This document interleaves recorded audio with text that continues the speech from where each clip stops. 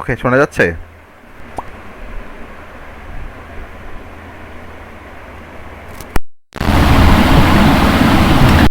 চলো আমরা স্টার্ট করি।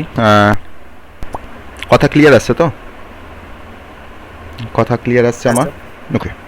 হ্যাঁ স্যার। আজকে আমরা যে কনসেপ্টটা দিয়ে শুরু করব, যে টপিকটা আমরা আজকে আমাদের লাস্ট টপিক, সি প্রোগ্রামিংয়ের বা লাস্ট ইউনিট বলতে পারো, ফাইল ম্যানেজমেন্ট ইন সি। তো ফাইল ম্যানেজমেন্ট ইন সি, এই কনসেপ্টটা এখান থেকে শিখলে এখান থেকে পাইথনের ফাইল ম্যানেজমেন্ট সিস্টেমটা অনেকটা বোঝা যায়। অনেকটা সিমিলার। সি এর ফাইল ম্যানেজমেন্ট আর পাইথনের ফাইল ম্যানেজমেন্ট অনেকটা সিমিলার। তো আমি পুরোটা এক বলছি না যে আমি এটাকে, এই কোডটাকে আমরা পাইথনে লিখতে পারবো, সেটা কিন্তু সেটা নয়। কিন্তু আমরা অনেক কনসেপ্টগুলো আমাদের একই রকম, সেম কনসেপ্ট। সিনট্যাক্সে তো ডিফার করবেই, একটা কোড আর একটা কোডের সাথে সিনট্যাক্সে ডিফার করবে, সে তো আছেই, তার সিনট্যাকটিক্যাল ডিফারেন্স তো আসেই, আমার আছে সেটা। আমরা ফার্স্ট তার ইন্ট্রোডাকশন আমরা দেখে নেবো। ফাইল ম্যানেজমেন্ট ইন সি এর ফার্স্ট আমরা ইন্ট্রোডাকশন দেখে নেবো।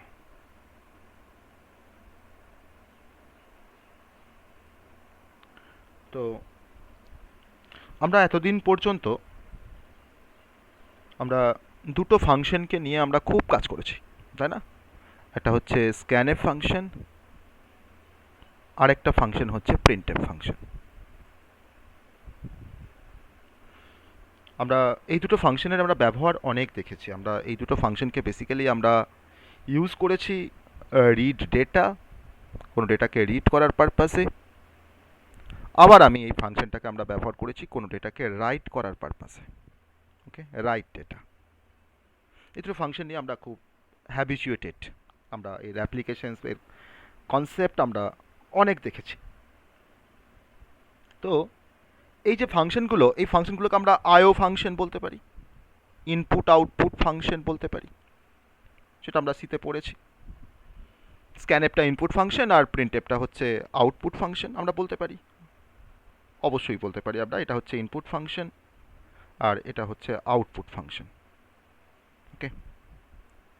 তো এই যে ইনপুট আর আউটপুট ফাংশনটা বেসিক্যালি এরা একটা এমন টাইপের ইনপুট আউটপুট ফাংশন, এরা পার্টিকুলারলি এটাকে বলা যায় এরা হচ্ছে console oriented input output function. Okay, console oriented input output function. Console oriented input output function. Why console oriented কেন? না, আমরা console oriented input output function বলছি, আমি এগুলোকে স্ক্যানএফকে আর প্রিন্টএফকে, আমরা সবসময় এই ফাংশনগুলোকে ব্যবহার করে আমরা টার্মিনালটা হচ্ছে আমাদের টার্গেট প্লেস। টার্মিনাল মিন্স, না টার্মিনাল বলতে আমি এখানে বোঝাচ্ছি, বা আমি বলছি টার্গেট প্লেস মানে আমি এখানে বোঝাচ্ছি যে আমার কিবোর্ড আর মনিটরটা হচ্ছে আমার কাছে টার্মিনাল বা আমার কাছে টার্গেট প্লেস। আমরা ইনপুট যখন আমরা read data from the keyboard by using scanf function, to write data to the monitor by using printf function. That means আমরা scanf কে আর printf কে আমরা বলেছিলাম console oriented input output function. তার মানে কিন্তু এটা কনসোল ওরিয়েন্টেড বা টার্গেট ওরিয়েন্টেড বা আমাদের টার্মিনাল ওরিয়েন্টেড, তাতে হচ্ছে কিবোর্ড আর হচ্ছে আমাদের মনিটর। এবার তো আমরা এটা দিয়ে খুব ভালোভাবে আমরা কাজ করেছি। আমরা এতদিনে যা কিছু কাজ করেছি আমাদের অ্যাপ্লিকেশনস করতে কোনো সমস্যা হয়নি। প্রিন্টএফ স্ক্যানএফ দিয়ে আমরা খুব সুন্দরভাবে কাজ করে এসেছি। তো যখন আমরা প্রিন্টএফ স্ক্যানএফ দিয়ে কাজ করে এসেছি, তখন যে ডেটাগুলোকে নিয়ে আমরা বেসিক্যালি হ্যান্ডেল করেছি, সো সেই ডেটার সাইজগুলো ছিল আমার small. Data is small. Okay, ডেটাগুলো আমার কাছে স্মল ডেটা ছিল। খুব ছোট কিছু ডেটাকে নিয়ে কাজ করেছি, 50টা, 100টা, 10টা, এরকম কিছু ডেটাকে নিয়ে কাজ করেছি। ওকে, তো ডেটা ইজ স্মল। তখন সেক্ষেত্রে আমাদের কিন্তু এই প্রিন্টএফ আর স্ক্যানএফ নিয়ে বা console oriented input output function নিয়ে আমাদের কাজ করতে কোনো অসুবিধা হয়নি। কিন্তু আমাদের বর্তমান সিচুয়েশন বা আমাদের এখনকার যা সিচুয়েশনস বা এখনকার যা ডে বাই ডে লাইফ বা রিয়েল লাইফে কোনো প্রবলেমকে সলভ করতে গেলে আমাদের যেটা দরকার পড়ে সেটা হচ্ছে large volume of data. Real লাইফে কোনো প্রবলেমকে সলভ করতে গেলে আমাদের যেটা দরকার পড়ে সেটা হচ্ছে লার্জ ভলিউম অফ ডেটা। আমাকে অনেক ডেটাকে নিয়ে কাজ করতে হয়, লার্জ ভলিউম অফ ডেটা। তাহলে এই সিচুয়েশনে তার মানে আমার প্রিন্টএফ স্ক্যানএফ ফাংশনটা সাফিসিয়েন্ট নয়। এই সিচুয়েশনে আমার প্রিন্টএফ স্ক্যানএফটা আমার সাফিসিয়েন্ট নয়। তাহলে এখানে কনসোল ইনপুট আউটপুট অপারেশনসটা আমার একটা প্রবলেম ক্রিয়েট করবে। কনসোল ইনপুট আউটপুট ফাংশন দিয়ে যদি আমি এখন রিড রাইট অপারেশনটাকে পারফর্ম করি, তাহলে কিন্তু আমরা লার্জ ভলিউম অফ ডেটাকে আমি কিন্তু আমার টার্মিনালের থ্রু দিয়ে আমরা কোনোভাবেই হ্যান্ডেল করতে পারবো না। আমি তোমাকে যদি বলি যে আমি 5 লাখ ডেটাকে ইনপুট করবো, সেটা নিশ্চয়ই কিবোর্ডের থ্রুতে করা ইম্পসিবল। ইম্পসিবল। বা আমি যদি বলি যে আমার একটা লার্জ ভলিউম অফ ডেটা, তাকে আমি হয়তো মনিটরে ডিসপ্লে করবো, সেটা আমার কি ডিসপ্লে হবে মনিটরে? আমার এতগুলো ডেটা, এত লার্জ ভলিউম অফ ডেটা আমি ডিসপ্লে করতে পারবো না অ্যাট এ টাইম, না, ডিসপ্লে করতে পারবো না। সমস্যা হবে।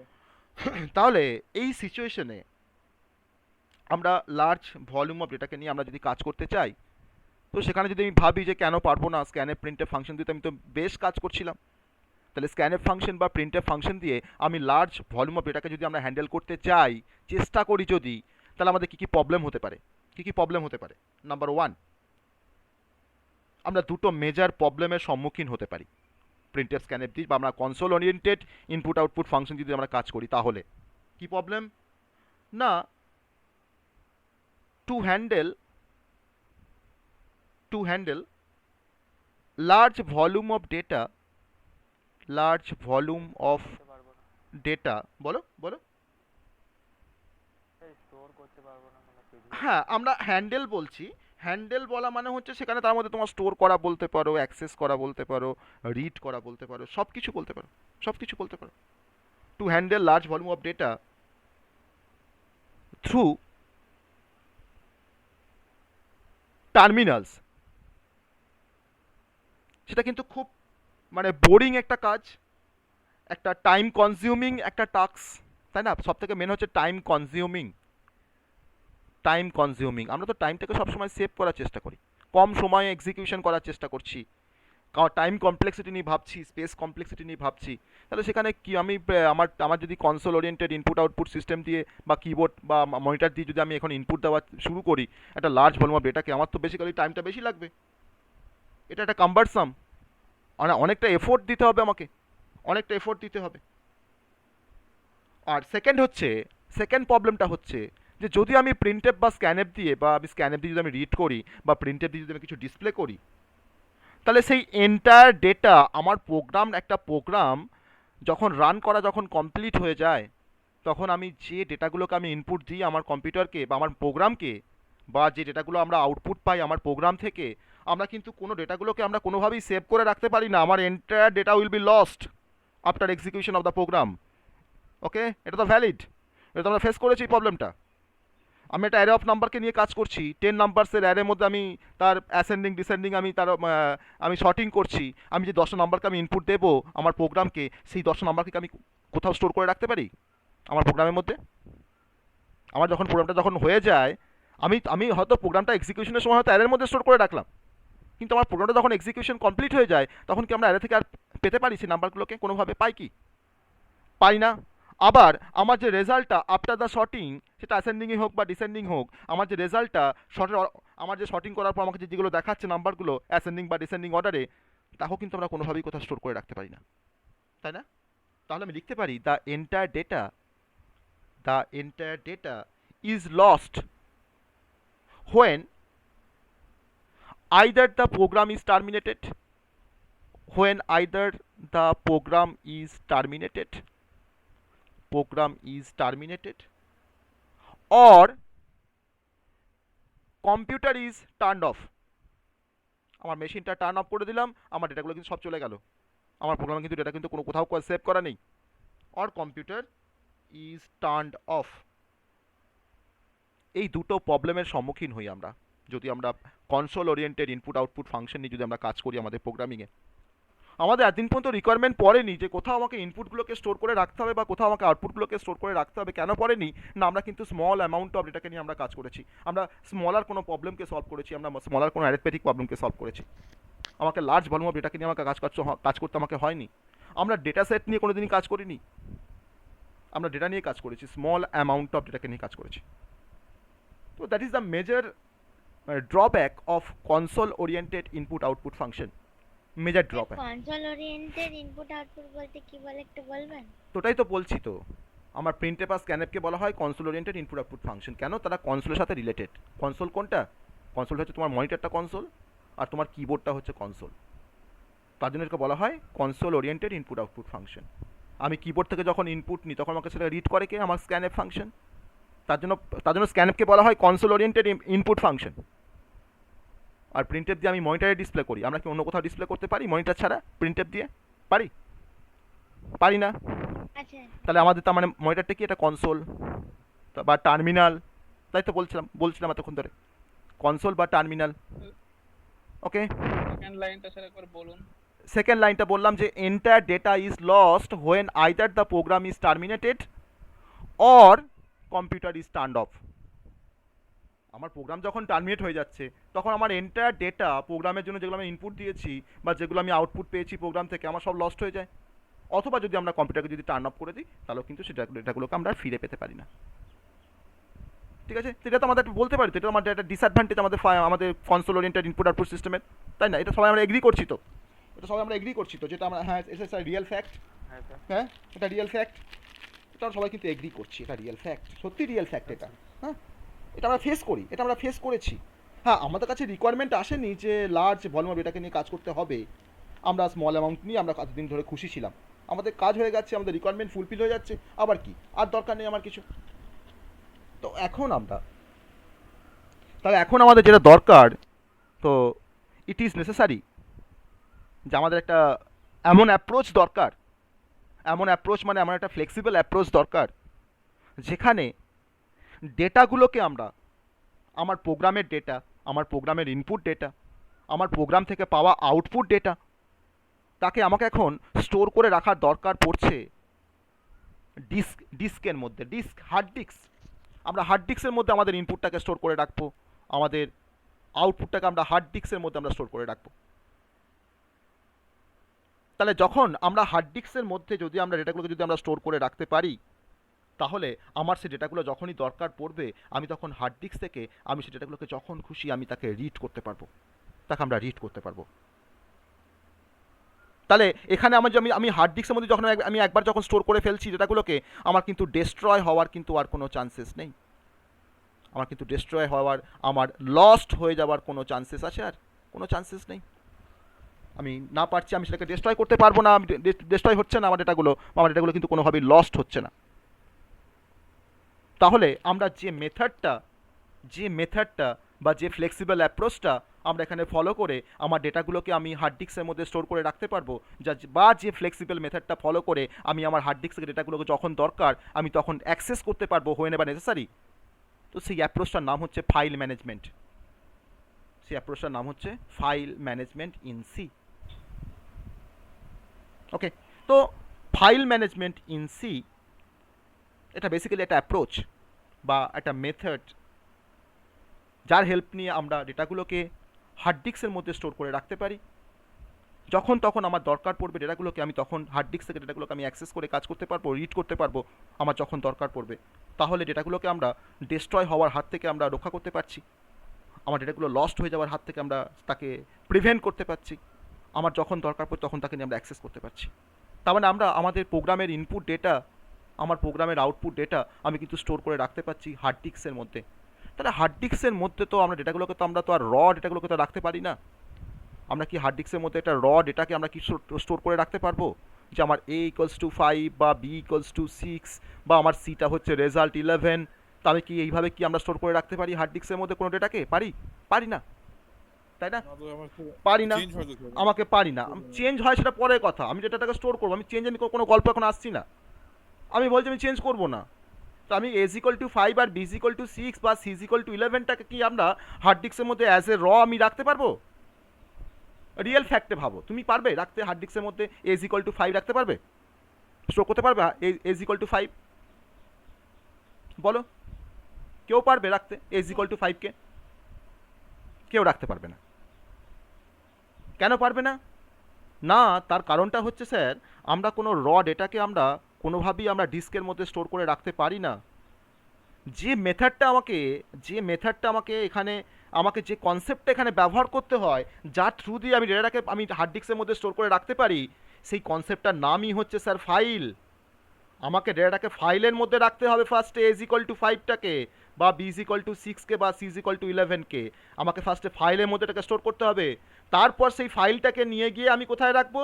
না, তারপর সেই ফাইলটাকে নিয়ে গিয়ে আমি রাখবো আমার হার্ড ডিস্কের মধ্যে, আমি সেটাকে সেভ করবো বা স্টোর করবো। That is my hard disk. তো তুমি কার হেল্প নিলে তোমার ডেটাগুলোকে স্টোর করার জন্য? কার হেল্প নিচ্ছ? That is the file. That is the file. That is the importance or significance of file. আমরা এই জন্যই ফাইল ব্যবহার করি। Okay, that is the introduction of file management or file. Okay, that is the introduction. বোঝা গেল ইন্ট্রোডাকশনটা সবার? কেন আমরা ফাইল ম্যানেজমেন্ট পড়বো, হ্যাঁ স্যার। বা কেন আমরা ফাইল হ্যান্ডেলিং পড়বো? তাহলে এখন আমাকে ফাইলটাকে ম্যানেজ করতে গেলে আমাকে ফাইল হ্যান্ডলিং পড়তে হবে। আমি কি করে হ্যান্ডেল করতে পারি ফাইলগুলোকে? আমার তো ফাইল তো একরকম নয়, ডিফারেন্ট টাইপের ফাইল আছে। আমরা এবার ফাইল নিয়ে গল্প বলবো, আমরা এবার ফাইল সম্বন্ধে জানবো। ফাইল নিয়ে অনেক গল্প আছে, আমরা সেই ফাইল নিয়ে সেই গল্পগুলোকে আগে শিখবো, তারপরে আমরা ফাইল ম্যানেজমেন্টে ঢুকবো। ঠিক আছে, এখন আমরা ফাইলের কনসেপ্টে আসছি। নেক্সট কনসেপ্ট হচ্ছে ফাইল। তো অপারেটিং সিস্টেমের একটা অনেকগুলো তো অপারেটিং সিস্টেমের কাজ আছে। ধরো নাও, অপারেটিং সিস্টেমের ডিফারেন্ট ফাংশন আছে, different function operating system perform করে। অপারেটিং সিস্টেম কম্পিউটার সায়েন্সের একটা সাবজেক্ট, অপারেটিং সিস্টেম। তা তো এটাকে অনেক সময় অনেকে আবার ওএস বলে থাকে। আমরা বলি ওএস, অপারেটিং সিস্টেম। তার ডিফারেন্ট ফাংশন আছে। তার ফাংশনের মধ্যে পড়ে যেমন প্রসেস ম্যানেজমেন্ট, তার একটা ফাংশন প্রসেস ম্যানেজমেন্ট। তার ফাংশনের মধ্যে পড়ে ডিস্ক ম্যানেজমেন্ট, ডিস্ক মানে হার্ড ডিস্ক। তার ফাংশনের মধ্যে পড়ে মেমোরি ম্যানেজমেন্ট। তার ফাংশনের মধ্যে পড়ে আইও ডিভাইস ম্যানেজমেন্ট। নাম্বার 5, তার ফাংশনের মধ্যে পড়ে ফাইল ম্যানেজমেন্ট।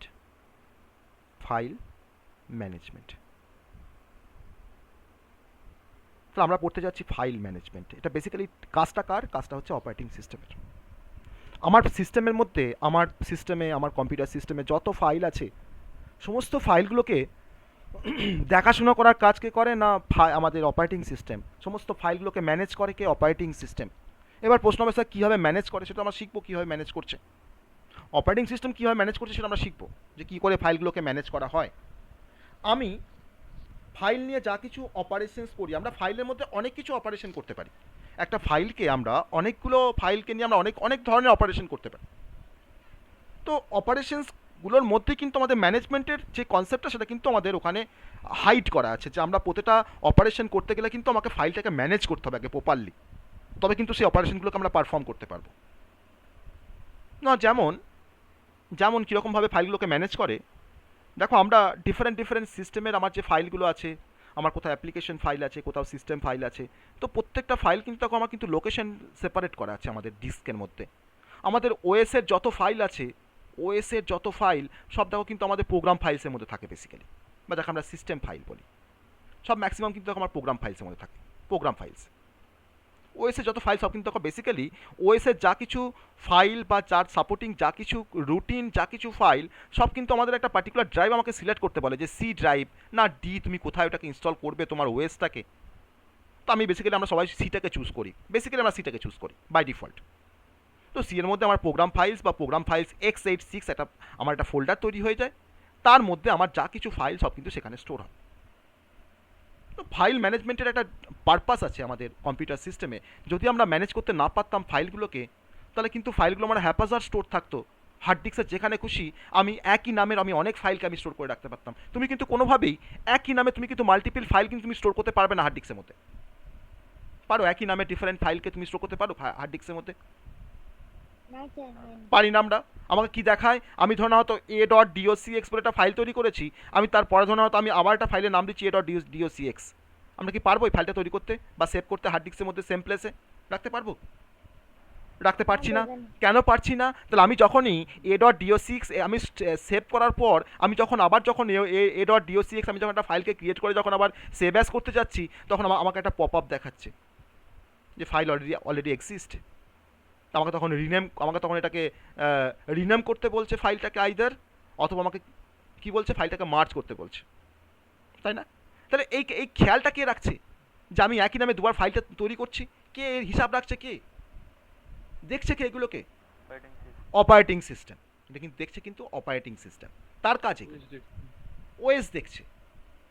আমি আমার ল্যাপটপে আমি একটা পেন ড্রাইভকে আমি ইনসার্ট করছি, আমাকে সবসময় তখন দেখাচ্ছে আমাকে নিউ ডিভাইস ফাউন্ড। কে খেয়াল রাখছে? Operating system. তার জন্য বললাম যে ডিভাইস ম্যানেজমেন্ট, আইও ডিভাইস ম্যানেজমেন্ট কার কাজ? অপারেটিং সিস্টেমের কাজ। তো এই ডিফারেন্ট ফাংশন আছে, ডিফারেন্ট ফাংশন আমি অত ডেসক্রিপশন আমি যাচ্ছি না, কারণ ডিফারেন্ট ফাংশনের কাজগুলো বলতে বলতেই আমার 2 ঘন্টা পেরিয়ে যাবে, দরকার নেই। আমরা ফাইল ম্যানেজমেন্ট করতে যাচ্ছি, তো আমরা এখন ফাইল সম্বন্ধে জানবো। যে ফার্স্ট আমরা জানবো what is file. What is file? বলো what is file. What is file বলো, তাকে বলবো file. File is a collection of record. File is a collection of record, very good, ভালো ডেফিনেশনস, ভালো definitions. File is a collection of record বলতে পারি আমরা, বলতে পারি আমরা, খুব সুন্দর ডেফিনেশনস। আর কি বলা যেতে পারে? আর কি বলা যেতে পারে? File File is collection of information. বলো। File is a Collection of information. Collection of information, মানে আমি তো লিও তো বললো যে কালেকশন অফ রেকর্ডস, তার মধ্যে আমার তো ইনফরমেশন থাকছে।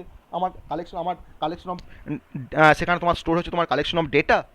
ইনফরমেশনস বলতে পারি, ডেটাও বলতে পারি, ডেটাও বলতে পারি, কালেকশন অফ ডেটা বলতে পারি। তো কালেকশন অফ রেকর্ডস, ও যেটা বলছে আলামিন যেটা বললো যে file is a collection of records. তো নেক্সট কোশ্চেন হচ্ছে what is records? What is record? What is record? Collection of information sir. বলো। কালেকশন অফ ইনফরমেশনস বলছো, কালেকশন অফ ইনফরমেশনস বলছো। আর একটু ভালো করে কি বললে বলা যায়? আর একটু ভালো করে বলতে গেলে কি বলবো? Collection of data. Collection of data বলতে পারি। আর একটু ভালো করে কি বলা যায়? আর একটু ভালোভাবে কি বলা যায়? আমি দুটোকে নিচ্ছি, কালেকশন অফ ডেটা নিচ্ছি, কালেকশন অফ ইনফরমেশন তাকেও নিচ্ছি। আমি বলতে পারি কালেকশন অফ ফিল্ডস বা collection of attribute, collection of attributes. Okay, collection of attribute. বেশ, এবার দেখি ফাইল কি। এবার দেখি ফাইল কি।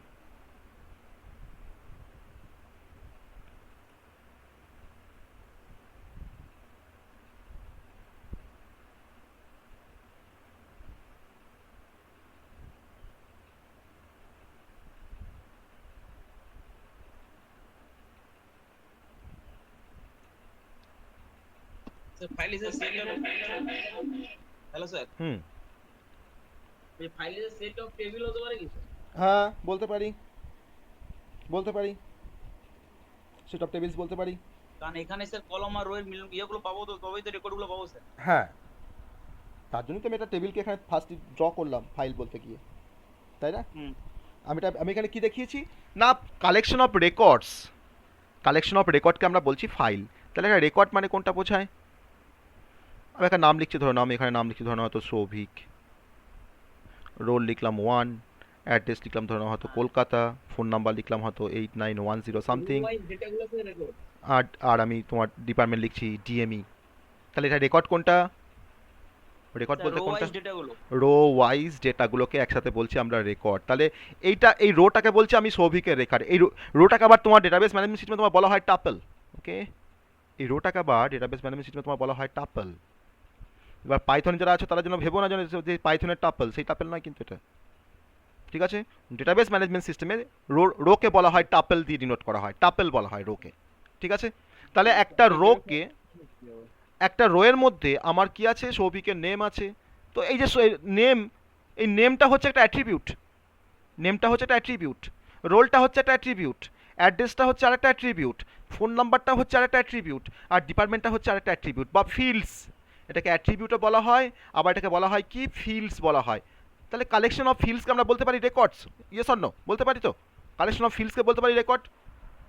তাহলে তাহলে রেকর্ড হচ্ছে কালেকশন অফ অ্যাট্রিবিউট ও কালেকশন অফ ফিল্ডস। তো এরকম কিছু কালেকশন অফ রেকর্ডের যে কালেকশনসটা, মাল্টিপল রেকর্ডের যে কালেকশনসটা, তাকে আমরা বলতে পারি ফাইল। তাকে আমরা বলছি ফাইল। ওকে, তাকে আমরা বলছি file.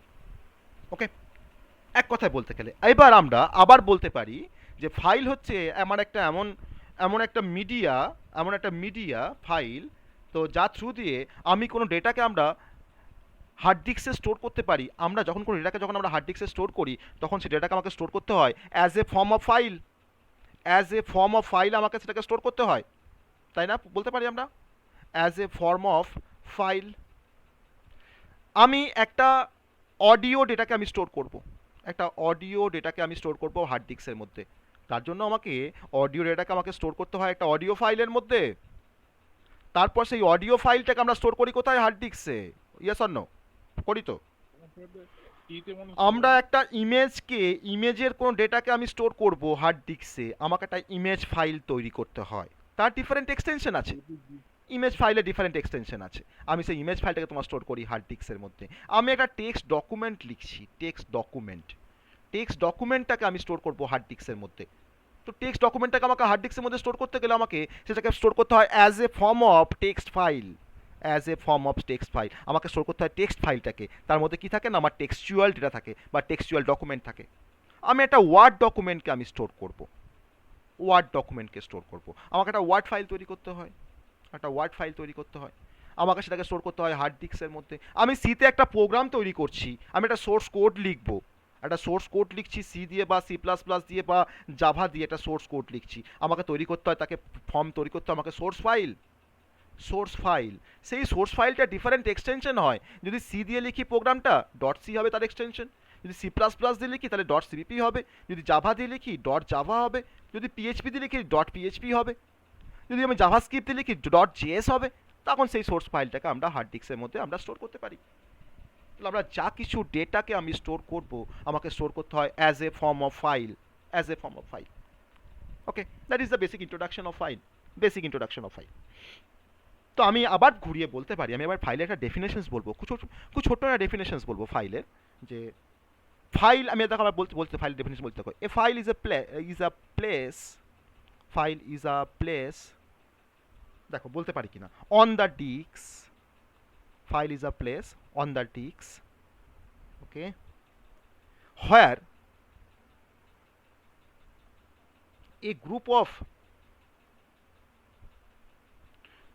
related group of related data is stored। দেখো বলতে পারি কিনা এই ডেফিনেশনসটা, পারি এটা বলতে? ডেফিনেশনসটা দেখো তো, খুব সহজ একটা ডেফিনেশনস বলতে পারি তো।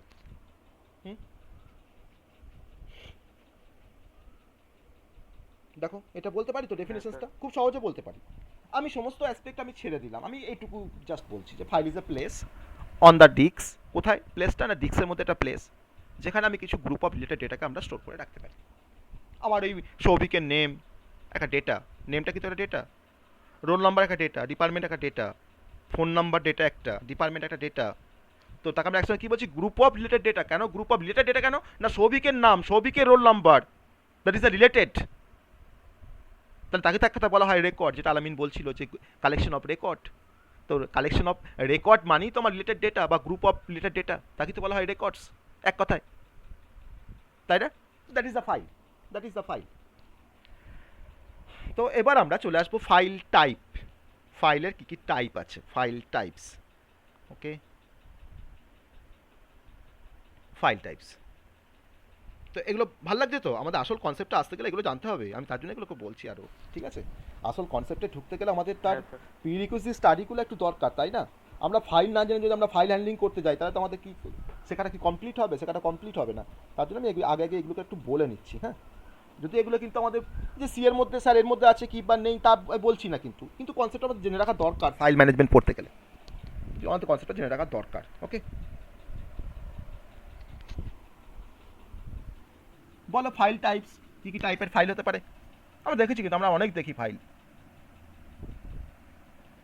আমরা অনেক ফাইল দেখি। ওয়ার্ড ফাইল, ডকুমেন্ট ফাইল হতে পারে, ওয়ার্ড ফাইল, ডকুমেন্ট ফাইল হতে পারে, অবশ্যই হতে পারে। অডিও ফাইল, তারপরে হুম।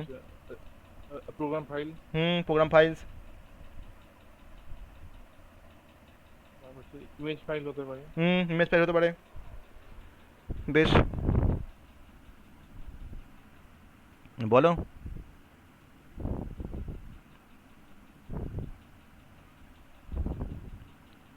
সবাই বলো, সবাই মিলে বলো। Object file, object file, source file. Dot dot x file হবে। ফাইল মানে গেছে হ্যাঁ হ্যাঁ, অবজেক্ট ফাইল মানে গেছে অবজেক্ট ফাইল মানে machine code, machine code, source code dot machine. X file হবে না? হ্যাঁ, ডট এক্সি ফাইল, এক্সিকিউটেবল ফাইল, কেন হবে না? তা তো টাইপ, তো কেন হবে না? সব হবে। ওকে, তারপরে আমরা আরো অনেক ডিফারেন্ট ফাইলের আমরা নাম, যেমন ব্যাচ ফাইল, তোমার নাম শুনেছো কেউ? ব্যাচ ফাইল, ব্যাচ ফাইল, নাম শুনেছো? আচ্ছা হ্যাঁ স্যার, গ্রুপ অফ ফাইল। হ্যাঁ, না গ্রুপ অফ ফাইল নয়, ব্যাচ ফাইল মানে কিন্তু গ্রুপ অফ ফাইল নয়। ডট ব্যাট জি স্যার, হ্যাঁ, ডট ব্যাট হচ্ছে তার এক্সটেনশন, ডস দিয়ে করা যাবে, হ্যাঁ, স্যার। এক্স্যাক্টলি ডস দিয়ে করা যাবে। তো ডট ব্যাট বা নোটপ্যাডেও করা যাবে স্যার। হ্যাঁ, নোটপ্যাড দিয়ে ব্যাচ ফাইল তৈরি করা যায়, ঠিক আছে, নোটপ্যাড দিয়েও ব্যাচ ফাইল তৈরি করা যায়। তো ব্যাচ ফাইল মানে কি না, ডসে আমরা কমেন্ট দিয়ে দিয়ে কাজ করি, তাই না? আমরা সিডি মানে জানি চেঞ্জ ডাইরেক্টরি, এমডি মানে জানি আমরা মেকে ডাইরেক্টরি, আমরা কপি কমেন্ট দিয়ে ফাইলের কোনো ফাইলকে তৈরি করি, কপি দিয়ে টাইপ দিয়ে আমরা কোনো ফাইলকে দেখি, সব কিন্তু কমেন্ট, ডসের কমেন্ট এগুলো। হ্যাঁ, এবার ডসের এই কমেন্টগুলোকে, আমার তো প্রতিটা কমেন্ট তো সিঙ্গেল টাস্ককে পারফর্ম করে। এবার যদি আমি একটা বড় কোনো কাজ করতে যাই যেখানে আমাকে অনেকগুলো কাজ একসাথে হবে, তখন তো আমাকে সেই কমেন্টগুলোকে তো আমাকে তো একসাথে এক্সিকিউট করাতে হবে, অনেকগুলো কমেন্টকে, তাই না? তাহলে অনেকগুলো কমেন্টকে আমাকে একসাথে এক্সিকিউট করলে তবে একটা বড় টাস্ককে আমরা কমপ্লিট করতে পারবো। তো সেই বড় টাস্কটাকে কমপ্লিট করতে গেলে আমি কমেন্টগুলোকে একসাথে নিয়ে আমি একটা ফাইলের মধ্যে এটাকে ভরে দিলাম, আর সেই ফাইলটার নাম বললাম ব্যাচ ফাইল, তখন সেই ফাইলটাকে বলা হয় ব্যাচ ফাইল। তাহলে ব্যাচটাকে যদি আমি রান করাই, যদি আমি যদি ডট বিএটি ফাইলে যদি রান করাই না, আমার যতগুলো কমেন্ট আছে সেই ফাইলের মধ্যে আমার প্রত্যেকটা কমেন্ট কিন্তু এক্সিকিউট করবে সিকোয়েন্সিয়ালি। তাহলে একসাথে আমরা একটা বড় কাজ পেয়ে যাবো, একটা বড় কোনো টাস্ককে সলভ করতে পারবো, তাই না? তো that is the batch file. Okay, আবার আমরা দেখো ডট এইচটিএমএল ফাইল আমরা নাম শুনেছি, তাই না? ডট এইচটিএমএল ফাইল বলো, বা ডট এইচটিএমএল বলা হয় এটাকে আবার অনেক সময়। হ্যাঁ, এটা কি বলা হয়? হাই এইচটিএমএল ফাইল আছে এইচটিএমএল ফাইল আমরা যখন নাম শুনেছি ওয়েব পেজের জন্য। আমরা পিডিএফ ফাইলের নাম শুনেছি অনেকে, দেখো পিডিএফ ফাইলের নাম শুনেছি আমরা, তাই না? পোর্টেবল ডকুমেন্ট ফরম্যাট, আমরা পিডিএফ ফাইলের নাম শুনেছি। সব আছে, হ্যাঁ, আমার সব ইমেজ ফাইল, আমার video file, audio file, okay, text file dot TXT তার এক্সটেনশন। ভিডিও ফাইল কি টাইপের হয়? Video file, MPG, MP4. বেশ, ফার্স্ট হচ্ছে আমাদের MP4, এমপিজি হবে, ওকে, এমকেভি, এমবিআই হবে, এমকেভি, তারপরে আমাদের এভিআই, তাই না? এভিআই হয়, হবে স্যার। এভিআই হবে। বেশ, মব ফাইল হবে, তো মব ফাইলের নাম শুনেছ তো? MOV, mob file. হ্যাঁ, ডট এফএলবি ফাইলের নাম শুনেছো নিশ্চয়ই সবাই, অনেকে। এফএলবি, এফএলবি আছে। এফএলবি ফাইল আছে, ঠিক আছে। আবার এই সময় আবার এরকম ফাইল আবার পাওয়া যায় এখন, আবার এভিসিএইচডি ফাইলের নাম শুনেছো? এভিসিএইচডি ফাইল মানে বেসিক্যালি যারা তোমার প্রফেশনাল যারা ভিডিওগ্রাফার তারা এই ফাইলটাকে ব্যবহার করে। Advance video coding high definition file, ঠিক আছে, advance video coding high definition file, AVCHD বলা হয়। প্রফেশনাল যারা ভিডিওগ্রাফার তারা কিন্তু এই ফাইলটাকে তারা ব্যবহার, এই ফাইল ফরম্যাটটাকে তারা ব্যবহার করে। কারণ কি না, এই ফাইল ফরম্যাটটা বেসিক্যালি মেনটেন করে একটা হাই কোয়ালিটি ইমেজকে মেনটেন করে। যে কোনো শর্ট প্রজেক্ট বলো বা লং প্রজেক্ট বলো, যা কিছুই কাজ করা যায় কেন করো। আর এর থেকে সবথেকে বড় কথা হচ্ছে যে এভিসিএইচডি ফাইলটা, এই ফাইলটা দিয়ে আমরা প্রফেশনাল ভিডিও ক্রিয়েট করতে পারি। তাহলে প্রফেশনাল ভিডিও ক্রিয়েট করে কারা? যারা তোমার মানে প্রফেশনাল যারা ভিডিওগ্রাফার তারা করতে পারে, আমরা কিন্তু করতে পারবো না। যদি না শিখে আমরা করতে পারবো না, যতই আমরা কম্পিউটার সায়েন্স নিয়ে পড়ি, এটার জন্য কিন্তু অন্য স্কিল দরকার পড়ে, তাই না? যেটা ভালো কম্পিউটার সায়েন্সে বিটেক করেছে মানে সে ভালো ভিডিওগ্রাফি করতে পারবে, সেটা কিন্তু ভুল কথা, এটা অন্য ফিল্ড। ওকে, তার মানে যে সবাই জানে সে তা কিন্তু নয়। আর বেসিক্যালি আমরা কোনো মার্কেটিংয়ে বা এন্টারটেনমেন্টের পারপাসে অনেক সময় এভিসিএইচডি ফাইল ফরম্যাটটা ব্যবহার করা হয়। ওকে, যাই হোক, ঠিক আছে, চলো আমরা এরপর চলে আসি presentation file. Presentation file, presentation file PowerPoint এ। dot pptx বেশ, dot PPTX, dot PPTX, PPT বা পিপিটিএক্স অর পিপিটিএক্স বলতে পারি।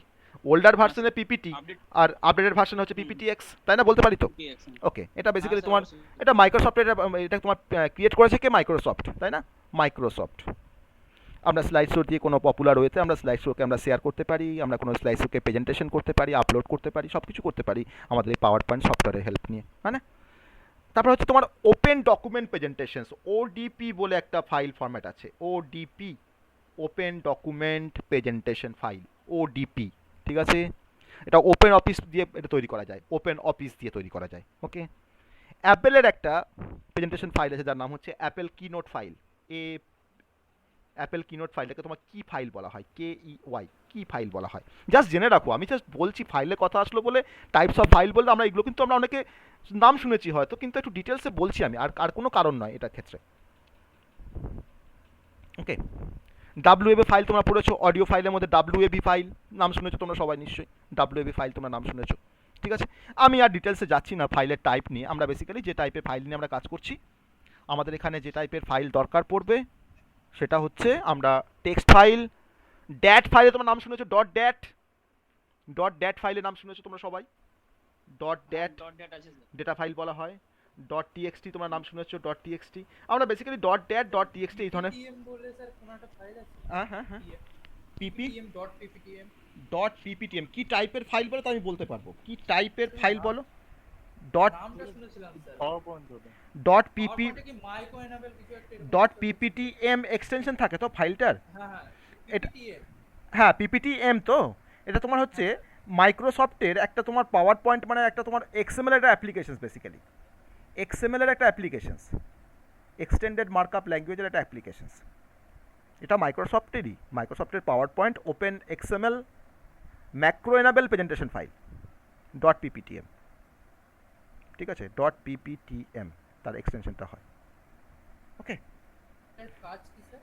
এটা কিছুই নয়, এটা তোমার স্লাইড শো, তুমি স্লাইড শো করতে পারবে, তুমি কোনো প্রেজেন্টেশন তৈরি করতে পারবে যেখানে তোমার টেক্সট থাকবে, মিডিয়া থাকবে, ইমেজ থাকবে, ভিডিও থাকবে, গ্রাফ থাকবে, ঠিক আছে? তুমি যে কোনো মিডিয়া তুমি এখানে অ্যাড করতে পারবে, যে কোনো মানে মিডিয়া, মানে সেটা ভিডিও হতে পারে, গ্রাফ হতে পারে, ইমেজ হতে পারে, সাউন্ড হতে পারে, বা মিডিয়া ফাইল হতে পারে, যে কোনো ফাইলকে তুমি এখানে এর সাথে অ্যাড করতে পারবে, ঠিক আছে? একটু মানে এক্সটেনশন ফিচার্স বলতে পারো, আর কিছু নয়, আপডেটেড ফিচার্স বলতে পারো, ওকে। এইটুকুই জাস্ট। আমাদের পিপিটি ফাইলে তো আমরা সবই করতে পারি, ডট পিপিটি বা ডট পিপিটিএক্সে তো আমরা সবই করতে পারি, আর এই পিপিটিএম ফাইল থেকে কিন্তু আমরা তোমার পিপিটি ফাইলে কিন্তু কনভার্টও করতে পারি, ঠিক আছে? খুবই করা যায়। হ্যাঁ, মানে বেসিক্যালি তোমার একটা ম্যাক্রো এনাবেলড একটা প্রেজেন্টেশন ফাইল, ম্যাক্রো এনাবেলড, ওকে, ম্যাক্রো এনাবেলড একটা প্রেজেন্টেশন ফাইল। আবার সেই ম্যাক্রো গল্প চলে আসছে, দেখেছো? সেই ম্যাক্রো। যাই হোক, আমরা ফাইলের টাইপ, ফাইলের এক্সটেনশন আমরা দেখলাম, কিছু কিছু ফাইল আমরা সেগুলো সম্বন্ধে আমরা জানলাম। এখন আমরা চলে আসবো ফাইলের অ্যাক্সেস মেথড, ফাইলের অ্যাক্সেস মেথড, ঠিক আছে? এটা আমাদের খুবই দরকার, কারণ আমরা ফাইল নিয়ে পড়ছি, আমাদের অ্যাক্সেস মেথড জানতে হবে। ফাইল অ্যাক্সেস মেথড, ওকে, ফাইল অ্যাক্সেস মেথড। ফাইলের অ্যাক্সেস মেথড বলতে কি জিনিস জানো? ফাইলকে আমরা কীভাবে অ্যাক্সেস করতে পারি, ফাইল অ্যাক্সেস মেথড। আমরা একটা ফাইলকে কীভাবে আমরা অ্যাক্সেস করব? এটা বেসিক্যালি তো অপারেটিং সিস্টেম ফাইলটাকে অ্যাক্সেস করে, বা আমরাও কোনো সময় ওএসের থ্রু দিয়ে আমরা ফাইলকে অ্যাক্সেস করতে পারি, তাই না? আমরা কীভাবে ফাইলকে আমরা অ্যাক্সেস করতে পারি না, একটা ফাইলকে আমি যখন ব্যবহার করছি, একটা ফাইলকে ধরুন আমি হয়তো ইউজ করছি, তাহলে আমাকে ফাইলটাকে ইউজ যখন করছি, তখন সেই ফাইলের মধ্যে আমার যে ইনফরমেশনগুলো আছে, আমার সেই ফাইলের মধ্যে তোমার যেগুলো ইনফরমেশন আছে বা যেগুলো ডেটা আছে ফাইলের মধ্যে, বা রেকর্ড আছে, যা কিছু বলি, ডেটা আছে বা ইনফরমেশন আছে বা আমার কিছু রেকর্ড আছে, সেই রেকর্ডগুলোকে আমি যখন অ্যাক্সেস করব, হয়তো আমি সেগুলোকে রিড করব, বা সেগুলোকে আমি অ্যাক্সেস করে হয়তো আমি কম্পিউটারের মেমোরিতে নিয়ে আসব, তাই তো? তখন সেই ইনফরমেশনগুলোকে আমাকে অ্যাক্সেস করতে গেলে আমরা ডিফারেন্ট অ্যাক্সেস মেথড ফলো করতে পারি, অ্যাক্সেস মেথড। সেই অ্যাক্সেস মেথডের মধ্যে আমরা বেসিক্যালি এখানে দুটো অ্যাক্সেস মেথড নিয়ে আমরা খুব বেশি এখানে মানে এমফ্যাসিস করবো খুব দুটো মেথডকে নিয়ে। একটা হচ্ছে সিকোয়েন্সিয়াল অ্যাক্সেস, আর একটা হচ্ছে ডাইরেক্ট অ্যাক্সেস। সিকোয়েন্সিয়াল অ্যাক্সেস আর ডাইরেক্ট অ্যাক্সেস, এই দুটোই আমরা স্টাডি করবো। আমাদের এই দুটো বাইরে আমি আর এক্সট্রা কোনো কনসেপ্টে আমি যাচ্ছি না ডিটেলস এখানে, কারণ ওএস এর অ্যাক্সেস মেথড বলতে গেলে আরও অনেকগুলো অ্যাক্সেস মেথড চলে আসবে, আমাদের দরকার নেই। আমাদের সিকোয়েন্সিয়াল হচ্ছে ডাইরেক্ট। তো ফার্স্ট আমরা চলে আসি সিকোয়েন্সিয়াল অ্যাক্সেস মেথডের কনসেপ্টে। সিকোয়েন্সিয়াল অ্যাক্সেস মেথড, আমরা নামটা শুনেই বুঝতে পারছি যে আমরা কীভাবে ফাইল থেকে এখানে অ্যাক্সেস করব, কি মেথড আমরা ফলো করব। আমরা সিকোয়েন্সিয়াল মেথডটাকে ফলো করব। সিকোয়েন্সিয়াল মেথড মানে হচ্ছে যে সবথেকে সিম্পলেস্ট একটা অ্যাক্সেস মেথডের নাম হচ্ছে সিকোয়েন্সিয়াল অ্যাক্সেস মেথড। সবথেকে সিম্পলেস্ট অ্যাক্সেস মেথডের নাম হচ্ছে সিকোয়েন্সিয়াল অ্যাক্সেস মেথড। কেন না, ইনফরমেশনগুলো আমার ফাইলে ধরে নাও, আমার ধরুন একটা ফাইল যদি কনসিডার করি, এটা আমার ধরুন একটা ফাইল, আমার ধরুন হয়তো ইনফরমেশনগুলো তোমার ধরুন এরকমভাবে হয়তো স্টোর করা আছে। আমার ইনফরমেশনগুলো এইভাবে স্টোর করা আছে, ইন্ডেক্স ওয়াইজ স্টোর করা আছে। আমি এটাকে তোমার ইন্ডেক্স বলছি, 0 1 2 3 4 5 6, আমি ইন্ডেক্সিং করেছি, অ্যারের মতন ইন্ডেক্সিং করেছি, হ্যাঁ, জাস্ট বোঝানোর জন্য। এখন আমার ইন্ডেক্সিং করা আছে একটা ফাইল, আমার সেখানে কিছু রেকর্ড আছে এ বি সি বা কিছু ডেটা আছে, আমি এ বি সি ডি করে এগুলোকে নাম দিচ্ছি E F G H I J K L R M. Okay, তো এই ইনফরমেশনগুলোকে আমি ফাইল থেকে যখন আমি প্রসেস করব বা আমি অ্যাক্সেস করব, তাহলে আমি ধরলাম যে আমার প্রথমটা এটা হচ্ছে একটা রেকর্ড, কারণ ফাইল তো রেকর্ডকে স্টোর করে। এটা হচ্ছে আমার আরেকটা এটা রেকর্ড 1, এটা হচ্ছে রেকর্ড 2, এটা রেকর্ড 3 অ্যাজ ওয়েল আমার পরপরগুলো আছে। তাহলে আমি এই ফাইল থেকে যখন রেকর্ডগুলোকে আমি যখন প্রসেস করব বা আমি রেকর্ডগুলোকে যখন অ্যাক্সেস করব, তখন সেই অ্যাক্সেস মেকানিজমটা আমার কাছে সিকোয়েন্সিয়াল হবে। সিকোয়েন্সিয়াল মানে হচ্ছে যে আমি একটা রেকর্ডকে অ্যাক্সেস করার পর one record after the others, আমি এ রেকর্ডটাকে অ্যাক্সেস না করা পর্যন্ত আমি কিন্তু বি রেকর্ডটাকে অ্যাক্সেস করতে পারবো না। আবার বি রেকর্ডটাকে অ্যাক্সেস না করা পর্যন্ত আমি কিন্তু সি রেকর্ডটাকে অ্যাক্সেস করতে পারবো না। যদি আমাকে লাস্টের রেকর্ডটাকে যদি আমাকে অ্যাক্সেস করতে হয়, এমকে যদি আমাকে অ্যাক্সেস করতে হয়, তাহলে কিন্তু আমাকে সিকোয়েন্সিয়ালি প্রথম থেকে আমাকে প্রতিটা রেকর্ডকে অ্যাক্সেস করতে করতে আসতে হবে। তারপরে আলটিমেট আমি যখন ইন্ডেক্সে যখন আসে পৌঁছাবো, তখন কি আমাকে লাস্ট 12 নম্বরে যে রেকর্ডটা আছে তখন তাকে আমাকে অ্যাক্সেস করতে হবে। That is called sequential access. Sequential মানে হচ্ছে পরপর একটার পর একটা, আমি কোথাও স্টেপ জাম্প করতে পারবো না। আমার যত দূরেই থাক না কেন রেকর্ডটা, আমাকে সেই জায়গা পর্যন্ত আসতে গেলে কিন্তু আমাকে প্রতিটা স্টেপ, প্রতিটা সিকোয়েন্স আমাকে ফলো করতে করতে আসতে হবে। আমি কোথাও জাম্প করতে পারবো না। আমি যা কিছু অপারেশনই করি না কেন, আমি রিড করি, রাইট করি, যা কিছু অপারেশনস করি না কেন, আমাকে কিন্তু সব সিকোয়েন্সিয়ালি আমাকে করতে হবে। ঠিক আছে, যদি আমরা রিড করি তখন আমাকে রিড নেক্সট করতে করতে আমাকে আসতে হবে। আমি রিড এ করলাম, রিড বি করলাম, রিড সি করলাম, তবে কিন্তু লাস্টে গিয়ে আমরা রিড এম এতে আসতে পারবো। আমি কিন্তু ডিরেক্ট রিড এমটা লিখতে পারবো না। আমাকে read A B C D করার পর তারপরে আপ টু এল পর্যন্ত রিড করার পর কিন্তু আমাকে এম এতে আসতে হবে। ঠিক আছে, তাহলে সিকোয়েন্সিয়াল অ্যাক্সেসের ক্ষেত্রে আমার যে যেগুলো পয়েন্ট আমাদের মনে রাখতে হয়, সেটা হচ্ছে যে আমরা ডেটাগুলোকে অ্যাক্সেস করছি, একটা রেকর্ড অ্যাক্সেস করলাম, তারপরেই কিন্তু নেক্সট রেকর্ডে আসতে পারবো সিকোয়েন্সিয়াল অর্ডারে। আমরা যখন রিড করি বা যখন আমরা রাইট করছি, বা রিড আর রাইট বেসিক্যালি তোমার রিড আর রাইট কমেন্ট দিয়ে করা হয়। তো রিড কমেন্ট দিয়ে আমি যখন রিড করবো ফাইল থেকে, তখন কিন্তু আমাকে অলরেডি 1 by 1 আমাকে রিড করতে হবে, একটার পর একটা আমাকে রিড করতে হবে। আমি কিন্তু কোনো সময় স্টেপ জাম্প করতে পারবো না রিড করতে গিয়ে। আবার যখন রাইট করবো, ধরুন হয়তো আমাকে 12 নম্বর পজিশন আমাকে রাইট করতে হবে, আমি কিন্তু ডিরেক্টলি কিন্তু 12 নম্বর পজিশন আমি কিন্তু আসতে পারবো না। আমাকে প্রথম পজিশন থেকে আমাকে মুভ ফরওয়ার্ড করতে করতে আসতে হবে, 1 2 3 4 করতে করতে আস্তে আস্তে আমাকে তারপরে 12 নম্বর জায়গায় প্লেসে এসে আমাকে কোনো একটা পার্টিকুলার রেকর্ডকে আমাকে হয়তো রাইট করতে হতে পারে। তো এই ধরনের যে মেথড, এই মেথডটা কিন্তু বেসিক্যালি তোমার ব্যবহার করা হয় ম্যাগনেটিক টেপে ব্যবহার করা হয় সিকোয়েন্সিয়াল মেথড বা সিকোয়েন্সিয়াল অ্যাক্সেস। ম্যাগনেটিক টেপের আমরা সবাই নাম শুনেছি, ম্যাগনেটিক টেপ, তাই না? ম্যাগনেটিক টেপে কিন্তু আমরা সিকোয়েন্সিয়াল মেথড অ্যাক্সেস মেথডটা কিন্তু আমরা এখানে ফলো করা হয়। আমি কিন্তু কোনো সময় স্টেপ জাম্প করতে পারবো না ম্যাগনেটিক টেপের ক্ষেত্রে। ওকে, আমার একটা পয়েন্টার থাকে, যে পয়েন্টারটা কিন্তু সবসময় কিন্তু ফার্স্ট সে রেকর্ড 1কে পয়েন্ট করে। আমাকে যদি রেকর্ডে যদি আমাকে 12-এ আসতে হয়, আমার কিন্তু সেই পয়েন্টার ফিল্ডটা কিন্তু 1 বাই 1 কিন্তু ইনক্রিমেন্ট করবে। এরপর এখানে আসবে, তারপর এখানে আসবে, তারপর এখানে আসবে, তারপর এখানে আসবে। এ কিন্তু কোনো সময় স্টেপ জাম্প করে কিন্তু এখানে চলে আসতে পারবে না এই পয়েন্টার ফিল্ডটা সিকোয়েন্সিয়াল অ্যাক্সেসের ক্ষেত্রে। ওকে, তাহলে এই ধরনের মেথডটা কিন্তু আমাদের মানে রিজনেবল ফর ম্যাগনেটিক টেপের ক্ষেত্রে কিন্তু আমাদের সিকোয়েন্সিয়াল অ্যাক্সেস মেথডটা ফলো করা হয়। ওকে, বোঝা গেল সিকোয়েন্সিয়াল অ্যাক্সেস সবার ক্ষেত্রে? সবাই বুঝতে পেরেছো? বলছি এখানে স্যার বলছি স্যার বলছি এখানে আপনার মানে এই 0 থেকে 12 মানে এটা একটা পুরো ফাইলটা। এটা পুরো ফাইলটা, হ্যাঁ। আর 0 থেকে ফাইল আমার একটা ইন্ডেক্স, হ্যাঁ এগুলো হচ্ছে ইন্ডেক্স, এগুলো হচ্ছে ইন্ডেক্স। আর মানে এটা প্রতিটা ইন্ডেক্সে আমার একটা করে রেকর্ডকে রাখা আছে। এটা এ রেকর্ড আছে, এখানে বি মানে রেকর্ড আছে। ইন্ডেক্স হচ্ছে এগুলো সব হচ্ছে ইন্ডেক্স, ফাইলের ইন্ডেক্স, এগুলো এগুলো ফাইলের ইন্ডেক্স। ওকে, মানে ধরুন স্যার যখন স্যার ধরুন ইয়ে আপনার ওয়ার্ড ফাইল কিংবা ইয়ে আছে হ্যাঁ, তো ওগুলো আবার করে সব ইন্ডেক্সিং মেনটেন করা হয়, সব ইন্ডেক্সিং মেনটেন করা হয়। সব ফাইলে কিন্তু অ্যাজ এ রেকর্ড হিসেবে করে স্টোর থাকে।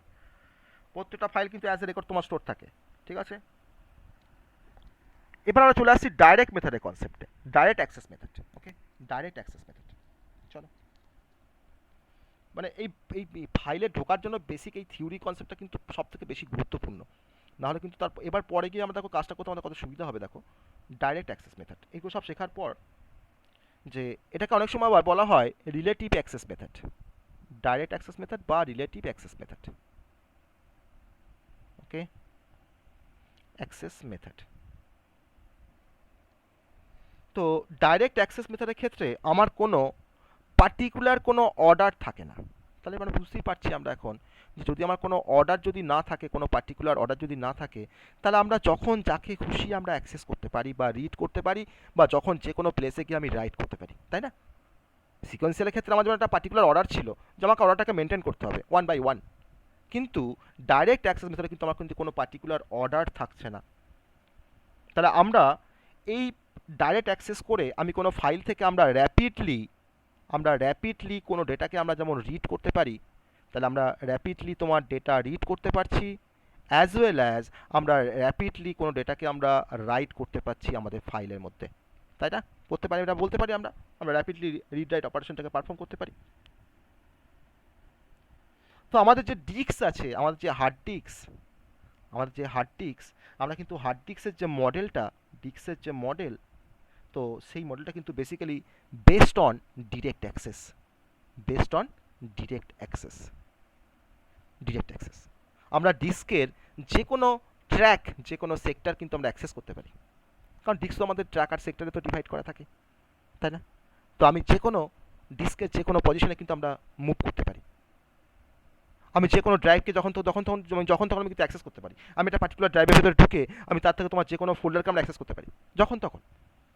তো সে আমাকে, সাউন্ডটা কমে গেছে। হ্যাঁ, সে আমাকে ডিরেক্ট অ্যাক্সেসটা পারমিট করছে বলেই কিন্তু আমি যে কোনো পার্টিকুলার সেক্টরে বা পার্টিকুলার ট্র্যাকে গিয়ে পার্টিকুলার সেক্টরে গিয়ে আমি কিন্তু যে কোনো মানে ডকুমেন্ট বা যে কোনো ইনফরমেশনকে কিন্তু আমরা অ্যাক্সেস করতে পারছি বা আমরা রিড করতে পারছি, অ্যাজ ওয়েল অ্যাজ আমরা রাইট করতে পারছি সেই সমস্ত ইনফরমেশনগুলোকে। তো এবার ডিরেক্ট অ্যাক্সেস মেথডটা আমরা আরও ফলো করি আমাদের র্যান্ডম অ্যাক্সেস মেমোরির ক্ষেত্রে। এই র্যান্ডম অ্যাক্সেস মেমোরি আর ডিরেক্ট অ্যাক্সেস কিন্তু কনসেপ্টটা অনেকটা সিমিলার। এখানে দেখো র্যান্ডম অ্যাক্সেস মানে হচ্ছে আমার একটা র্যাম আছে, মেমোরি আছে, তো মেমোরিতে আমি র্যান্ডমলি অ্যাক্সেস করতে পারি, র্যান্ডমলি আমি যেখান থেকে খুশি অ্যাক্সেস করতে পারছি, যখন তখন অ্যাক্সেস করতে পারি। অ্যাক্সেস মানে রিড বোঝায়, রাইটও বোঝায়। আমি রিড করছি বা আমি রাইট করছি মেমোরি থেকে, যে কোনো প্লেস থেকে, যে কোনো লোকেশন থেকে, তো আমরা বলছি র্যান্ডম অ্যাক্সেস মেমোরি। তো র্যান্ডম অ্যাক্সেস মেমোরি কিন্তু অনেক সময় এই ডিরেক্ট অ্যাক্সেস মেথডটা কিন্তু ফলো করে। ওকে, তাহলে আমরা বেসিক্যালি সব কিছুতে কিন্তু আমার পয়েন্টার আছে, ফাইল মানে কিন্তু ফাইল পয়েন্টার চলে আসবে,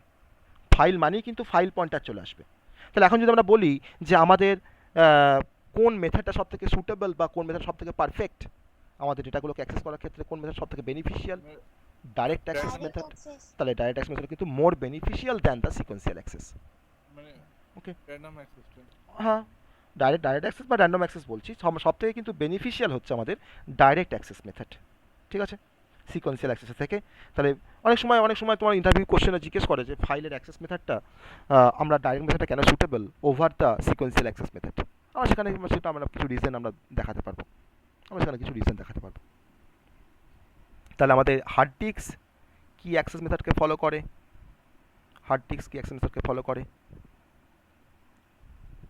ডাইরেক্ট বা আমাদের ডেটাবেস ম্যানেজমেন্ট সিস্টেম তোমার সেও কিন্তু তোমার সাপোর্ট করে ডাইরেক্ট অ্যাক্সেসকে। সে সাপোর্ট করে তোমার ডাইরেক্ট অ্যাক্সেস। ডেটাবেসের আমরা যেখান থেকে খুশি অ্যাক্সেস করতে পারি, তাই না? ডেটাবেসে আমরা যেখান থেকে খুশি অ্যাক্সেস করতে পারি, সে আমাকে কিন্তু সাপোর্ট করছে ডাইরেক্ট অ্যাক্সেস। ডিবিএমএসটা কি স্যার? ডিবিএমএসটা কি এখন বলতে গেলে তো সন্ধে হয়ে যাবে, সন্ধে তো হয়েই গেছে, এখন বলতে গেলে অনেক কিছু হয়ে যাবে।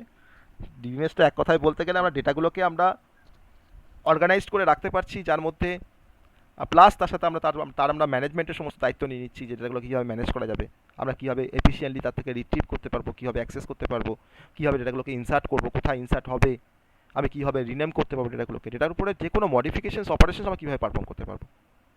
ঠিক আছে, মানে কালেকশন অফ ডেটা যাকে আমরা অর্গানাইজড ওয়েতে স্টোর করে রাখছি। ওকে, তো অনেকটা ডেটা স্ট্রাকচার আর ডেটাবেস ম্যানেজমেন্ট সিস্টেমের কনসেপ্টটা কিন্তু অনেকটা একই রকম মনে হবে দেখে, কিন্তু ডেটা স্ট্রাকচারের অপারেশন, ডেটাবেসের অপারেশন কিন্তু ডিফারেন্ট।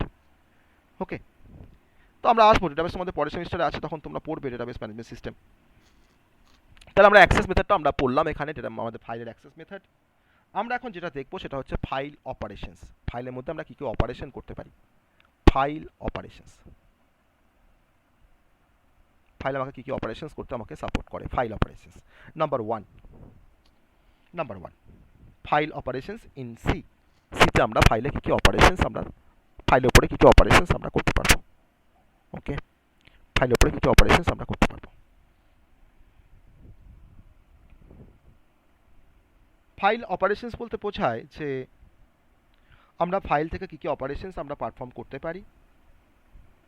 ফাইল হ্যান্ডলিং আমরা কি, সেটা আমরা তো প্রথমেই দেখলাম ফাইল হ্যান্ডলিং কি, ফাইল কি, আমরা কেন ফাইল হ্যান্ডলিং ইন সিতে আমার সি এর আমার দরকার পড়ে, কেন আমরা ফাইলটাকে হ্যান্ডেল করব, বা ফাইল হ্যান্ডলিং আমরা কেন করব না। যদি আমরা ফাইল হ্যান্ডলিং করি, আমি ফাইলের অপারেশনস বলার আগে আমি একটা পয়েন্ট এখানে একটু বলবো, সেটা হচ্ছে যে হোয়াই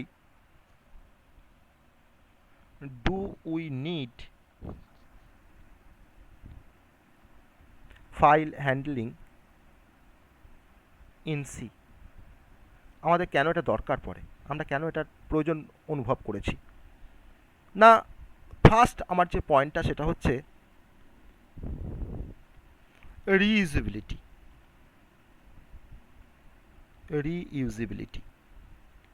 ওকে, মানে আমরা বলতে চাই যে আমাকে ফাইল হ্যান্ডলিংটা আমাকে অ্যালাউ করছে যে আমার ইনফরমেশন ডেটাগুলোকে আমার প্রোগ্রামটা রান হয়ে যাবার পরেও তাকে আমরা প্রিজার্ভ করে রাখতে পারছি আমার ডিস্কের মধ্যে, যাতে সেই ডেটাগুলোকে আমরা পরে হয়তো অন্য কোনো অ্যাপ্লিকেশনে তাকে আমরা হয়তো পরে আবার রিইউজ করতে পারি।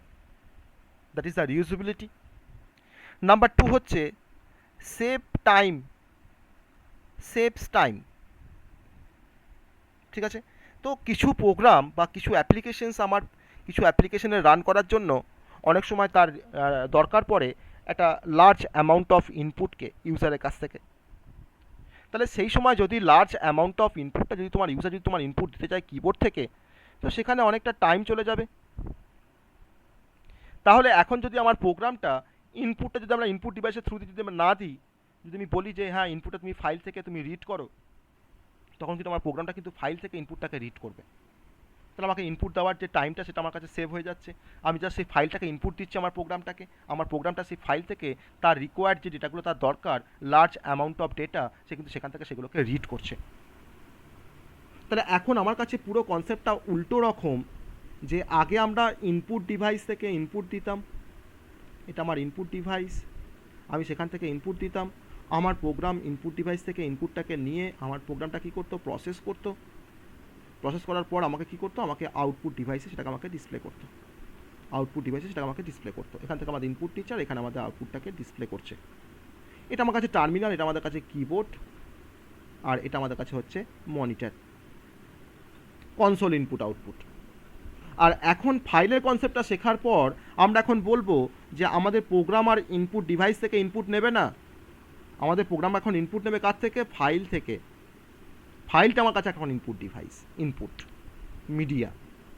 আর আমার প্রোগ্রামটা আউটপুটটাকে যখন ডিসপ্লে করবে, তখন সে ডিসপ্লে করছে না, সে আউটপুটটাকে আমার সে ডিসপ্লেও করতে পারি, যদি চাই আমি ডিসপ্লেও করতে পারি, বা সে আউটপুটটাকে সে কিন্তু ফাইলের মধ্যে আবার কী করে দিচ্ছে না, রাইট করে দিচ্ছে ফাইলের মধ্যে। তাহলে আমরা এখন ফাইল থেকে ইনপুট নিচ্ছি, আবার ফাইলের মধ্যে কিন্তু আউটপুটটাকে আমরা রাইট করে রেখে দিচ্ছি। তো এটা কিন্তু এখন আমাদের কিন্তু এখন এই কনসেপ্টটা নিয়ে আমরা এখন কাজ করব যে আমার প্রোগ্রাম ফাইল থেকে ইনপুট নেবে আর আমার প্রোগ্রামের আউটপুটটাকে আমরা ফাইলের মধ্যে স্টোর করে রাখবে। আমি ধরলাম এখানে ধরুন হয়তো a.txt একটা ফাইল যার থেকে ইনপুট নিচ্ছে আর b.txt এর মধ্যে হয়তো আউটপুটটাকে স্টোর করে দিচ্ছে। আমি পরে যখন চাইবো যে আমি a.txt ফাইলটা আমার তো হার্ড ডিস্কের মধ্যেই সেভ করা আছে, আমি যদি পরে চাই যে আমার এই প্রোগ্রামটার জন্য কি ইনপুট দিচ্ছে না দেখি তো ইনপুট ফাইলটাকে ওপেন করে আমি তখন a.txt ফাইলটাকে ওপেন করে আমি দেখতে পাবো যে আমার কি ইনপুট আছে। বা আমি যদি পরে চাই যে আমার প্রোগ্রামটা কি আউটপুট কোড ইউজ করেছে একবার দেখি তো আউটপুটটা, কারণ তো আমার তো লার্জ ভলিউম অফ ডেটা আউটপুটে, আমি কী করে মনিটরে তোমার সবগুলো দেখবো ডেটাগুলোকে। আমি তখন ফাইলটাকে ওপেন করে আমি তখন b.txt ফাইলটাকে ওপেন করে আমি তখন দেখলাম যে আমার প্রোগ্রামটা কি আউটপুট দেখিয়েছে, আমি তাকে দেখে নিলাম আউটপুটগুলোকে আমরা দেখতে পারি। তাহলে তার জন্য বলছি যে সেভস টাইম, আমাদের টাইমটা কিন্তু অনেকটা সেভ করে দিচ্ছে এই ফাইল হ্যান্ডলিং সিস্টেম বা ফাইল ম্যানেজমেন্ট সিস্টেম। নাম্বার 3 হচ্ছে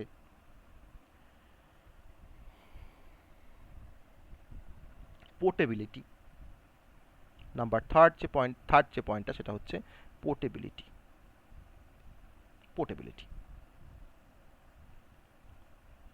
আমরা আমাদের এই ফাইলের কন্টেন্টগুলোকে আমি অন্য কোনো কম্পিউটার সিস্টেমে আমরা তাকে মুভ করতে পারি বা ট্রান্সফার করতে পারি। আমার কাছে a.txt একটা ফাইল আছে যার মধ্যে হয়তো আমার ধরে নেওয়া হয়তো একটা বাল্ক অ্যামাউন্ট অফ ডেটা আছে বা লার্জ অ্যামাউন্ট অফ ডেটা আছে, আমি তাকে চাইলে ডেটাটাকে আমি কিন্তু অন্য কোনো মেশিনে আমি ট্রান্সফার করতে পারি। তো সেক্ষেত্রে আমাদের মানে লট অফ এফোর্টস আমাদের সেভ হচ্ছে, আমাদের রিস্কটা কমে যাচ্ছে, আমার এটা কিন্তু কোনো লস হওয়ার কোনো চান্সেস নেই, যেটা কিন্তু কোনোভাবেই কিন্তু লস হওয়ার কোনো চান্সেস নেই। তখন আমরা বলছি পোর্টেবিলিটি, যেমন পোর্টেবল। ওকে, তো এই কারণের জন্যই কিন্তু আমরা বেসিক্যালি আমরা ফাইল নিয়ে কাজ করি। আর সিতে আমরা ফাইলকে বেসিক্যালি আরও দুটো টাইপে আমরা ডিভাইড করতে পারি। একটা ফাইলের নাম হচ্ছে, ফার্স্ট টাইপের নাম হচ্ছে টেক্সট ফাইল, আর একটা ফাইলের নাম হচ্ছে বাইনারি ফাইল। আমরা বেসিক্যালি টেক্সট ফাইলকে আমরা হ্যান্ডেল করব সিতে, আর আমরা বাইনারি ফাইলকে আমরা হ্যান্ডেল করব সিতে। টেক্সট ফাইল আর হচ্ছে বাইনারি ফাইল, সব থেকে ইম্পর্টেন্ট যে কনসেপ্টটা আমরা সিতে আমরা যে ফাইলের কনসেপ্ট নিয়ে আমরা পড়তে যাচ্ছি, দ্যাট ইজ আ টেক্সট ফাইলের কনসেপ্ট আর হচ্ছে বাইনারি ফাইলের কনসেপ্ট। টেক্সট ফাইলটা সব থেকে সিম্পলেস্ট টাইপের ফাইল, যেখানে হয়তো ইউজার একটা সি এর প্রোগ্রাম হয়তো ক্রিয়েট করেছে, আমরা হয়তো একটা টেক্সট ফাইলকে ক্রিয়েট করেছি, যে আমি দেখো টেক্সট ফাইলের মধ্যে তো আমরা কোনো সি এর কোডকে লিখতে পারি, তাই না বলো? আমরা সি এর কোডকে কোনো টেক্সট ফাইলের মধ্যে লিখতে পারি, আমরা C++-এ কোনো কোডকে আমরা টেক্সট ফাইলের মধ্যে লিখতে পারি, আমরা জাভার কোনো কোডকে টেক্সট ফাইলের মধ্যে লিখতে পারি, আমরা লিখতে পারি এটা। তাহলে আমরা বাই ইউজিং .txt এক্সটেনশন, আমরা .txt এক্সটেনশন দিয়ে আমরা কিন্তু সেই ফাইলটাকে আমরা সিম্পল টেক্সট এডিটরে আমরা তাকে টাইপ করে কিন্তু আমরা তাকে সেভ করতে পারি। আমরা যখন চাই তোমার .c দিয়ে সেভ করবো, আমি তাকে .c দিয়ে সেভ করতে পারি, তাই না? আমি তাকে .cpp দিয়ে সেভ করতে পারি। তাহলে আমরা বেসিক্যালি টেক্সট ফাইলের মধ্যে আমি যে ইনফরমেশনগুলোকে স্টোর করি সেটা হচ্ছে আমি কিছু টেক্সটকে আমি এখানে ইনপুট করছি, টেক্সট আমি কিছু স্টোর করছি টেক্সট ফাইলের মধ্যে, আর সেই টেক্সটগুলো আমার ফাইলের মধ্যে যখন স্টোর হচ্ছে ইন্টারনালি, তারা কিন্তু আমার স্টোর হচ্ছে অ্যাজ এ ASCII ক্যারেক্টার ফরম্যাটে তারা কিন্তু স্টোর হচ্ছে আমার ফাইলের মধ্যে ইন্টারনালি। আর আমি যখন আবার ফাইলটাকে যখন আমি ওপেন করছি তখন কিন্তু আমাকে আবার দেখাচ্ছে হিউম্যান রিডেবল ফর্মে। আমি তো ASCII দেখে তো বুঝতে পারবো না, আমার দেখায় 65, 66, 67, তুমি কি বুঝবে? তুমি কিছুই বুঝতে পারবে না, তোমাকে বুঝতে তোমার অনেক সময় লাগবে। তখন তোমাকে আবার সেই ASCII কোডটাকে তোমাকে আবার কনভার্ট করতে হবে টেক্সটে বা ক্যারেক্টারে বা অ্যালফাবেটে, তারপর তুমি বুঝতে পারবে। তাহলে আমার ইন্টারনালি ফাইলগুলো তোমার কিন্তু স্টোর হচ্ছে অ্যাজ এ ASCII ক্যারেক্টারের ফর্মে, তাই না? বা ASCII কোডে আমার স্টোর হচ্ছে। বা আমি যখন আবার ভিউ করছি ফাইলটাকে তখন কিন্তু আমাকে আবার হিউম্যান রিডেবল ফর্মে কিন্তু আমাকে ফাইলটাকে দেখাচ্ছে, হিউম্যান রিডেবল ফর্মে আমাকে কিন্তু ফাইলটাকে আবার দেখাচ্ছে। এটা হচ্ছে টেক্সট ফাইলের একটা প্রপার্টি, ওকে। তো আমরা ফাইলকে টেক্সট ফাইল নিয়ে আমরা এখানে কাজ করব, টেক্সট ফাইলকে আমরা এখানে অ্যাক্সেস করব, ইউজ করব। এর কিছু অ্যাডভান্টেজও আছে, আবার কিছু ডিসঅ্যাডভান্টেজও আছে। সবথেকে বড় ডিসঅ্যাডভান্টেজ হচ্ছে আমাদের সিকিউরিটি। টেক্সট ফাইলে আমরা কোনোভাবে কিন্তু কোনো সিকিউরিটি আমরা ইম্পোজ করতে পারি না। আমরা টেক্সট ফাইলকে যখন তখন আমরা কিন্তু অ্যাক্সেস করতে পারি, আমার ইনফরমেশনগুলো টেক্সট ফাইলের মধ্যে সিকিউর নয়। আবার আমার টেক্সট ফাইল কিন্তু একটু বেশি স্পেস নেয় আমাদের স্টোরেজের মধ্যে বা হার্ড ডিস্কের মধ্যে। তো সেই কনসেপ্ট বা এই যে প্রবলেমগুলো, আমার সিকিউরিটি থাকছে না, আমার হার্ড ডিস্কের মধ্যে একটু স্পেস বেশি নিচ্ছে, বেশি বলছি না, একটু স্পেস বেশি নিচ্ছে। তো তার জন্য কিন্তু তোমার যে কনসেপ্টের যে টাইপের ফাইলটা মানে ইনকর্পোরেট করা হয়েছে বা তারপরে তোমার যে ফাইলটা ডেভেলপ হয়েছে তার নাম হচ্ছে বাইনারি ফাইল। সেকেন্ড যে ফাইলটা তার নাম হচ্ছে বাইনারি ফাইল। তো আমরা বেসিক্যালি আমাদের ফাইল হ্যান্ডলিংয়ের মধ্যে আমরা টেক্সট ফাইল আর বাইনারি ফাইলকে নিয়ে আমরা কাজ করব। বাইনারি ফাইল বেসিক্যালি স্টোর করে ইনফরমেশনগুলোকে বা ডেটাগুলোকে in the binary format.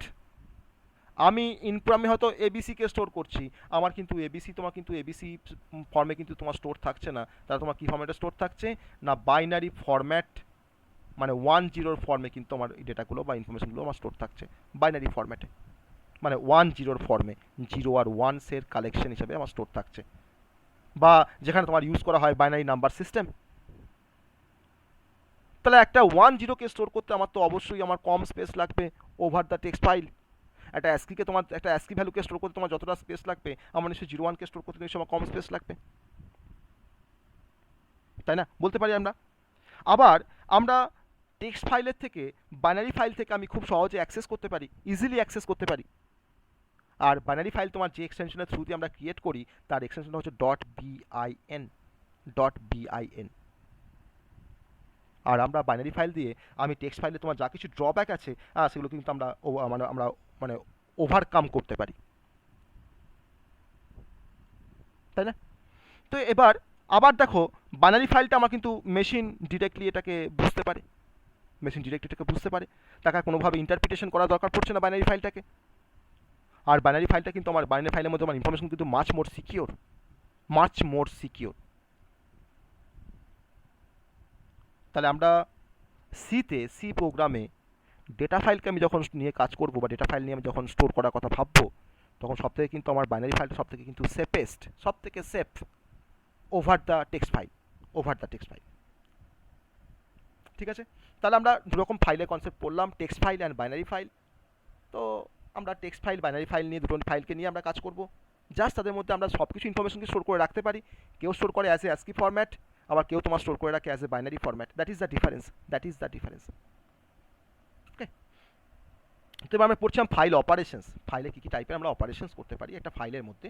First operations, file অপারেশনের first operations, file operations.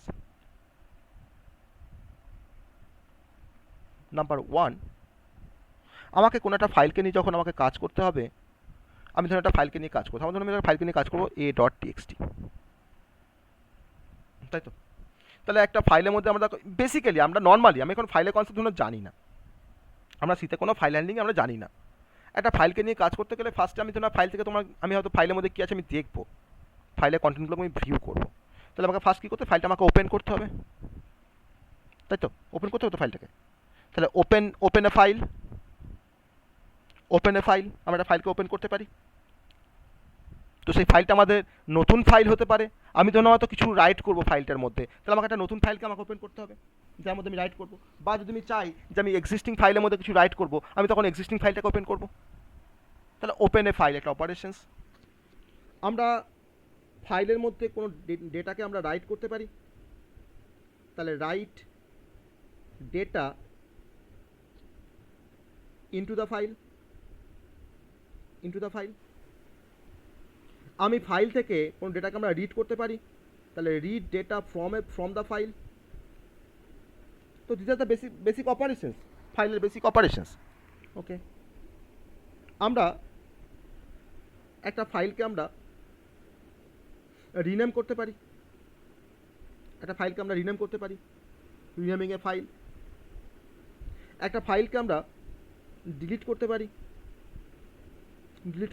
Delete a file, তাই তো? পারি তো? একটা ফাইলকে আমরা, আমার যখন কাজ হয়ে যায় তখন সেই ফাইলটাকে আমরা ক্লোজ করতে পারি, ক্লোজ এ ফাইল। এই বেসিক কয়েকটা অপারেশনস আমরা ফাইলের উপরে আমরা ইন জেনারেল আমাদের রিয়েল লাইফে আমরা কিন্তু করতে পারি। Open a file, write data into the file, read data from the file, rename a file, delete a file, আর ক্লোজ এ ফাইল। আমরা এই বেসিক অপারেশনসগুলো কিন্তু ফাইলের মধ্যে আমরা পারফর্ম করতে পারি। তো ডিফারেন্ট অপারেটিং সিস্টেমে আমাদের ফাইলের ওপেন করার প্রসিডিওরটা ডিফারেন্ট। আমাকে হয়তো ইউনিক্স দিয়ে যখন কোনো ফাইলকে ওপেন করতে হয় তখন হয়তো আমাকে কমান্ড দিয়ে ওপেন করতে হয়।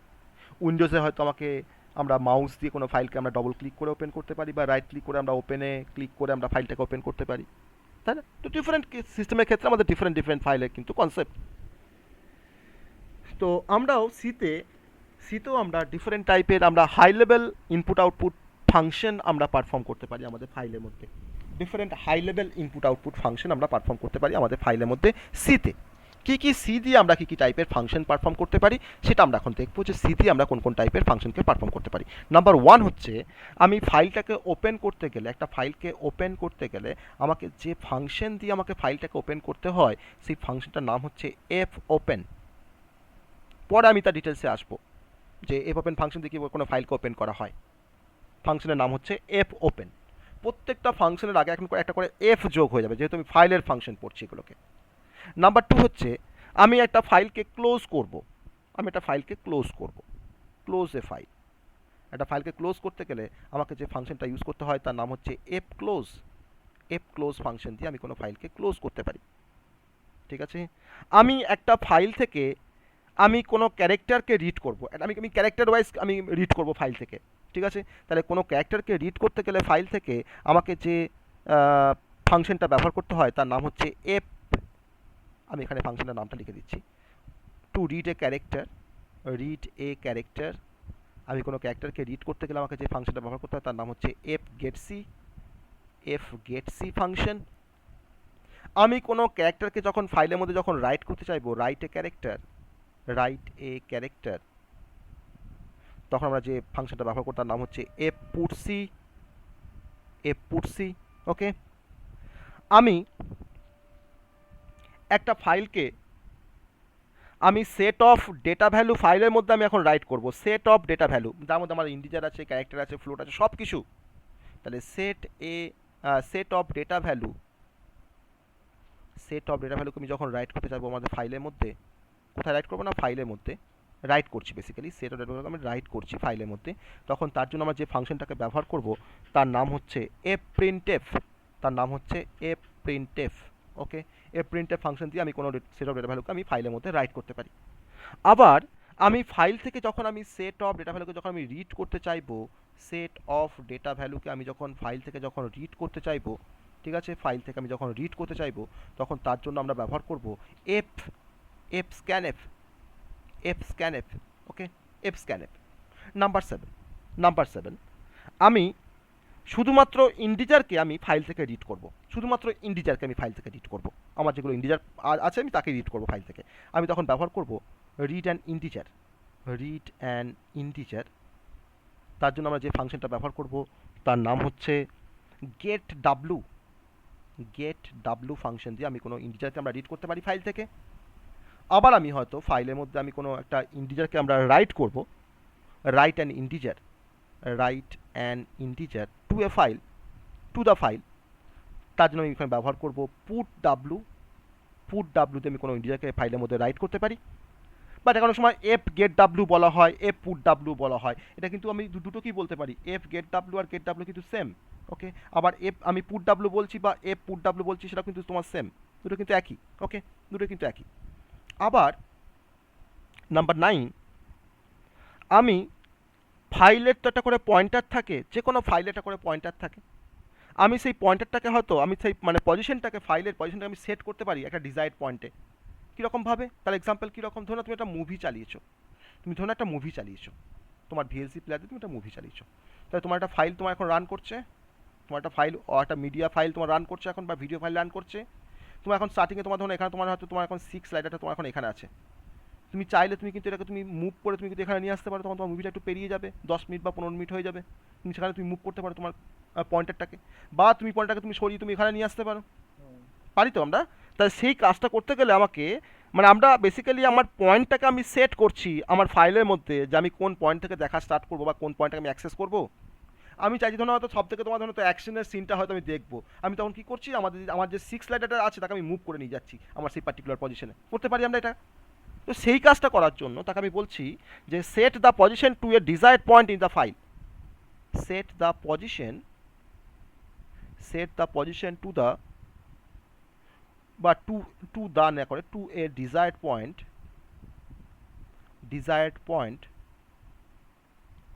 In the file. সেই কাজটা করতে আমাকে যে ফাংশনটা ইউজ করতে হয় সেই ফাংশনের নাম হচ্ছে fseek ফাংশন। সিক আমরা এটাকে 6 স্লাইডার বলি, মনে করে দেখো আমরা 6 স্লাইডার বলি। তো সেই ফাংশনের নাম হচ্ছে এফসিক।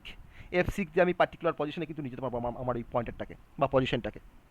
ওকে, আর আমি অনেক সময় আমরা দেখবে যখন আমরা কোনো একটা মুভি দেখি, আমি দেখি যে আমার কতক্ষণ হয়েছে মুভিটা, কতক্ষণ বাকি আছে, তাই না? আমরা কি করি, যদি ভিএলসি প্লেয়ার হয় আমি স্পেস বারটাকে হয়তো ক্লিক করি বা হয়তো মাউসটাকে একটু নাড়িয়ে দিই, আমাকে দেখায় যে আমার কাজটা এখন কোথায় আছে, যে কতটা আছে, আমার মুভিটা এখন কতটা বাকি আছে শেষ হতে, তাই না? আমাকে কারেন্ট পজিশনটা আমাকে দেখায়, যে আমার মুভিটা এখন কোন জায়গায় চলছে আমাকে সেটা দেখায়, আমাকে পয়েন্টারটা দেখায়, কারেন্ট পজিশনটা আমাকে দেখায়। তাহলে একটা মুভির বা একটা ফাইলের কারেন্ট পজিশনটাকে পাওয়ার জন্য gives the current position of the file, কোনো ফাইলের কোনো কারেন্ট পজিশন পাওয়ার জন্য আমরা যে ফাংশনটা ব্যবহার করি তার নাম হচ্ছে ftel ফাংশন। ওকে, ftel ফাংশন।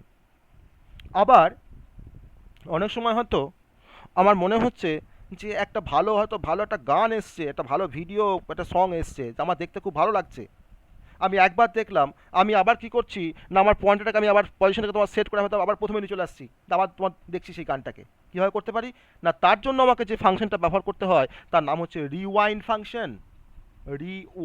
ফাংশন। আমি আবার আমার ফাইলের পয়েন্টটাকে আমি আবার তোমার ফার্স্ট পজিশন মানে বিগিনিং অফ দ্য ফাইল থেকে আমি শুরু করছি আবার। তাহলে set the position to the beginning of the file, তাহলে এফসিক, এফটেল আর রিওয়াইন্ডের কাজটা বোঝা যাচ্ছে, এটা কিন্তু আমাদের রিয়েল লাইফের সঙ্গে কিন্তু ম্যাচ করে যাচ্ছে। এফসিক, এফটেল আর রিওয়াইন্ড, তাই না? এফসিক, এফটেল আর রিওয়াইন্ড কিন্তু আমাদের রিয়েল লাইফের পজিশনের সঙ্গে, আমাদের কিন্তু রিয়েল লাইফে যে আমাদের যে মানে এক্সপিরিয়েন্স, তার সঙ্গে কিন্তু আমাদের ম্যাচ করে যাচ্ছে কোনো ভিডিও দেখার ক্ষেত্রে বা কোনো ফাইলকে, কোনো গান শোনার ক্ষেত্রে, তাই না? হ্যাঁ স্যার। তাহলে আমরা এই এফসিক, এফটেল আর রিওয়াইন্ড আমরা কিন্তু এই কাজটাকে আমরা খুব ভালোভাবে আমরা বুঝতে পারছি। সাপোজ ধরে নাও আমি হয়তো ইউটিউবে ধরে নাও হয়তো আমি একটা কোনো ভিডিওকে ধরে নাও আমি হয়তো প্লে করেছি, ঠিক আছে? ইউটিউবে ধরে নাও আমি একটা কোনো ভিডিওকে হয়তো প্লে করছি। সাপোজ আমি একবার স্ক্রিনটা শেয়ার করছি।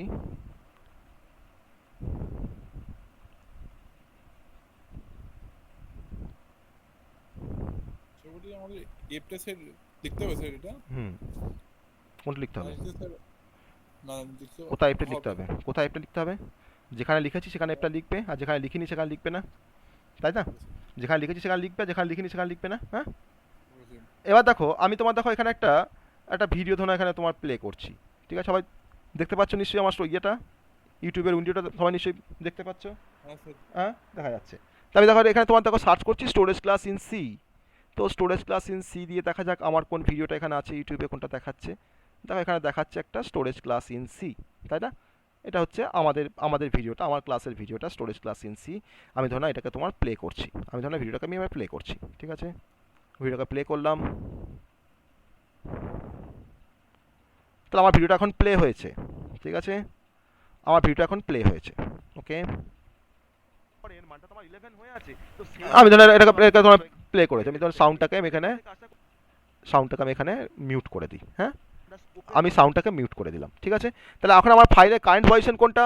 এই যে তোমার 30 মিনিট 18 সেকেন্ড তোমার হয়েছে, এখন পজ করে দিলাম, দেখো 13 মিনিট তোমার 21 সেকেন্ড হয়েছে। তাহলে এই পজিশনটা আমরা কেমন করে পেতে পারি, কোন ফাংশনের হেল্প নিয়ে পেতে পারি? এফটেল ফাংশন কিন্তু আমাকে রিটার্ন করছে current position of the file. আমার কারেন্ট পজিশন এখন কোনটা? 30 মিনিট 21 সেকেন্ড হয়েছে এখন ভিডিওটা, that is the current position of the file, ঠিক আছে? আমি এখন ধরুন ভিডিওটাকে আবার প্লে করছি, ভিডিওকে প্লে করলাম। ওকে, আমি চাইছি যে আমি তোমার শেষটুকু দেখবো, লাস্টের 5 মিনিট দেখবো।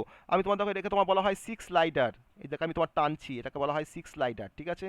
আমি 6 স্লাইডারকে তোমার এখান থেকে টেনে নিয়ে এসে আমি তোমার লাস্টের 5 মিনিট আগে আমি এটাকে দিয়ে দিলাম। ওকে, লাস্টের 5 মিনিট আমি আগে তোমার দিয়ে দিলাম এটা 6 স্লাইডারটাকে নিয়ে এসে। তো এই কাজটাকে আমরা কাজ যদি করতে পারি না, এটা হচ্ছে fseek set the position to a desired point in the file. আমি ডিজায়ার্ড পয়েন্টে তোমার নিয়ে এলাম এফসিক দিয়ে, আর আমি চাইছি যে ভিডিওটা আমার হয়তো আরেকবার দেখবো প্রথম থেকে। আমি তোমার ফাইলের পজিশনটাকে তোমার কী করছি, আবার প্রথম থেকে নিয়ে এসে আমি আবার ফার্স্ট থেকে তোমার এটাকে শুরু করছি, আবার প্রথম থেকে নিয়ে এসে তোমার এটাকে শুরু করছি। ওকে, আমি ধরুন ফার্স্ট থেকে তোমার এটাকে আবার স্টার্ট করে দিলাম। That is the function of A rewind. আমি আবার এটাকে স্টার্ট করেছি নতুন থেকে, ফার্স্ট থেকে আমি এটাকে আবার শুরু করেছি, দ্যাট ইজ দ্য রিওয়াইন্ড। ওকে, তাহলে 3টে ফাংশন বোঝা গেল। তিনটে ফাংশন বোঝা গেল। আমরা সেটাকে এবার অ্যাপ্লিকেশনস দেখবো, আমরা তার অবশ্যই অ্যাপ্লিকেশনস দেখবো সিতে, তাই না? সিতে আমরা অ্যাপ্লিকেশনস দেখবো। ওকে, তাহলে ওভারঅল কনসেপ্টটা বোঝা গেল যে বেসিক ইন্ট্রোডাক্টরি পার্ট আমাদের ফাংশনের। হ্যাঁ, হুম। আচ্ছা তো আজকে আমার এখানে ওয়েদার খুবই খারাপ, আমি এরপরে ক্লাসটা ওদেরকেও বলেছিলাম যে ক্লাসটা নিতে পারবো কি না, তো ওয়েদার খুবই খারাপ, তো আজকে হয়তো ক্লাসটা নিতে পারবো না ওদের ব্যাচ 1 বা ব্যাচ 2তে। হ্যাঁ, তো যাই হোক আমি আজকে ক্লাস শেষ করবো, তোমাদের কোনো কোশ্চেন থাকলে আমাকে বলো, তোমাদের কোনো কোশ্চেন থাকলে আমাকে বলো। সে মানে কদিন মানে ফাইলের প্রোগ্রামগুলো করাবেন? ফাইলের প্রোগ্রামগুলো করাবো, এটা তারপরে করাবো। স্যার বলছি যে আমাদের এক্সাম কি স্যার সত্যি পিছিয়ে হচ্ছে? হ্যাঁ, পিছিয়ে গেছে, পিছিয়ে গেছে, ও পিছিয়ে গেছে। বললে স্যার পরের সেমে এবার সমস্যা সমস্যা হবে, হ্যাঁ। এটাকে নিয়ে মানে সে ছেলে খেলা করছে, এক্সামটাকে নিয়ে, বুঝতে পেরেছো? এক্সামটাকে নিয়ে ছেলে খেলা করছে, আবার পিছিয়ে দিল, মানে তোমাদের সেকেন্ড সেমিস্টার রেজাল্ট এখনো বের করতে পারছে না। দেখো খাতাবার্তাগুলো কোথায় আছে, সব হারিয়ে ফেললো কিনা দেখো।